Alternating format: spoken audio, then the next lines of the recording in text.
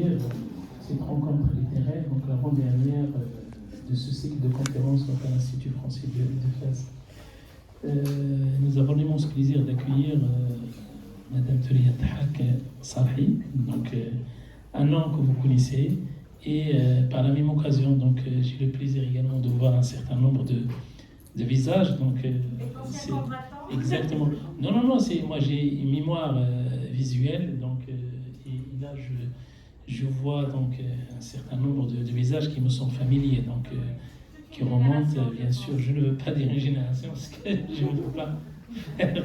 Mais c'est vraiment un plaisir, en tout cas, de vous accueillir et d'échanger avec vous. Donc, et puis, aujourd'hui, on accueille Thuriya, donc, qui était une ancienne adhérente, une amie de l'Institut.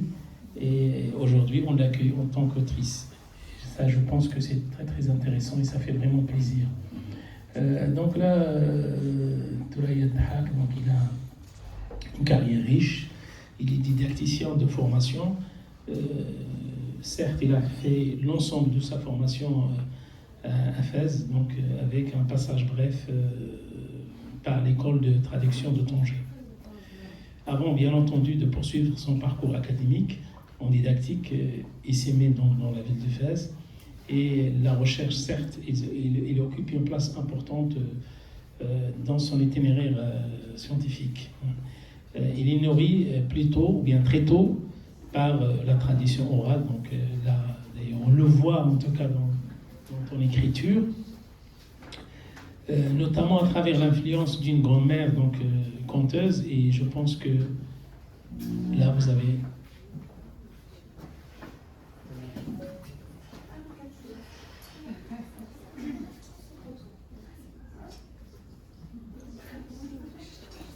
C'est bon? Non, bon, de toute façon, parce que tu vas être dérangé en tout cas par l'installation de tes parents. Donc là, je pense qu'ils doivent être bien sûr installés confortablement. Voilà, donc toi. Non, il n'y a pas de problème. Donc, comme je l'ai dit, donc nourri très très tôt donc, par la tradition orale, notamment à travers l'influence d'une grand-mère conteuse. Et là, vous avez la chance, parce que, bon, de toute façon, en tout cas, on voit la trace dans ton écriture. On va y revenir tout à l'heure. Hein. Et il développe un rapport précoce donc, aux mots et aux langues. Et c'est une sensibilité également qui est enrichie par une formation universitaire, donc pluridisciplinaire, qui constitue le socle de son écriture, entre autres. Et après, bien entendu, cette expérience, je dirais, personnelle marquante, qui l'a conduit à réintégrer son rapport à la création. Il revient à l'un de ses premiers élans, qui est l'écriture. Donc là, il signe ainsi son premier roman, donc, que nous aurons l'occasion de voir tout à l'heure. Œuvre qui explore, bien sûr, entre autres, les méandres de l'expérience humaine et dans laquelle le lecteur peut, bien sûr, reconnaître à travers la pluralité des personnages et de leur trajectoire des fragments de lui-même. Voilà, donc pour revenir, j'ai toujours fait à l'ouvrage de notre rencontre, je tiens quand même à dire mon ressenti pour ce texte. Un texte qui s'intitule Vérité plurielle, donc que vous avez devant vous, qui est édité aux éditions ILO, donc ILO Édition, c'est en 2025. Oui, c'était en septembre, le 26 septembre 2025. Voilà, 2025, donc vous avez le produit, il est là. C'est un premier roman, et généralement, moi, les premiers romans, en tout cas, ça attire beaucoup mon attention, parce que c'est là où vous voyez, c'est une sorte de pépinière, c'est là où vous voyez, est-ce que l'auteur, je dirais, en tout cas, c'est là où vous avez tous les ingrédients d'une expérience qui pourrait continuer ou bien ne pas continuer. Mais là, donc, dans ce premier roman, Thuriya Dhahak, qui se distingue d'emblée par une écriture, je tiens à le dire, à le signaler, maîtrisée et affirmée. Et l'ouvrage révèle une réelle assurance, tant sur le plan scriptural, c'est-à-dire de l'écriture, que narratif. Au niveau de la construction soignée des personnages, et là, je pense que ça également, c'est un défi pour les auteurs, en tout cas, qui font leur entrée en littérature. Généralement, s'il y a une construction soignée des personnages, donc là, moi, je pense que c'est l'un des ingrédients, en tout cas, c'est de bon augure. La finesse des portraits, la gestion rigoureuse des péripéties et des ramifications de l'intrigue, l'ensemble, en tout cas, témoigne d'un travail d'élaboration romanesque cohérent et réfléchi. Le choix également thématique, il s'inscrit pleinement dans les préoccupations contemporaines, donc il s'inscrit dans l'air du temps, en mettant au centre du récit des questions complexes liées entre autres à la subjectivité des expériences humaines, dit le titre en tout cas, le titre qui ne peut pas nous laisser indifférents, donc le défi, il est posé, celui bien sûr de penser la vérité au pluriel, et cette orientation, donc là je vous renvoie à la fin du texte.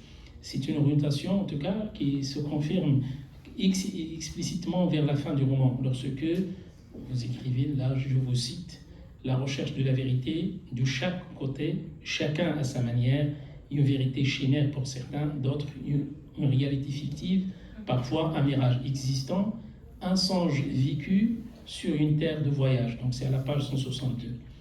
Cette formulation, il cristallise l'enjeu majeur de l'œuvre.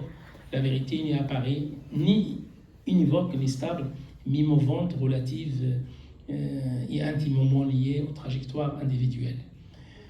À travers une écriture stratifiée, donc là c'est une écriture qui est stratifiée, qui est très sédimentée également, qui articule un certain nombre de sédiments, la mémoire, l'héritage personnel, l'identité, le regard social et profondeur psychologique. Là, je pense également c'est l'un des caractéristiques de ce texte. C'est un texte, je dirais, qui se rapporte, je dirais, au roman psychologique. Et le roman, il explore les tensions constantes entre l'intime et le collectif. Il interroge les récits dominants ainsi que les versions alternatives d'un même événement, mettant en lumière la manière dont les trajectoires individuelles se construisent au croisement des déterminations culturelles, historiques et affectives. Pourquoi ? Parce que, bon, de toute façon, certes, il y a un récit qui est porté par deux personnages, par un couple, et puis il y a un certain nombre de croisements. C'est pour cette raison-là, donc en tout cas, ma réflexion, il va dans ce sens. C'est l'histoire centrale et celle d'un couple, donc Halim et Alia. Je ne peux pas en dire plus pour ne pas déflorer l'intrigue. Et il se déploie à travers une multiplicité de micro-récits qui enrichissent et complexifient la trame principale. Et le texte, il aborde ainsi diverses problématiques. Donc là, d'ailleurs, c'est des questions. C'est pour cette raison-là j'ai dit en introduction que c'est une écriture qui s'inscrit, des thématiques qui s'inscrivent dans l'air du temps,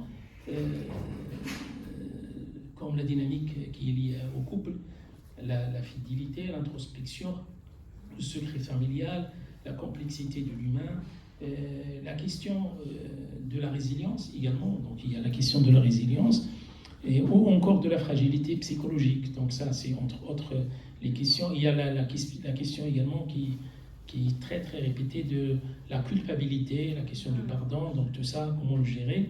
Et ces questions disséminées, je dirais, au fil des pages, ils contribuent à faire de roman un espace d'exploration des ondes d'ombre et d'ambiguïté qui traversent les existences.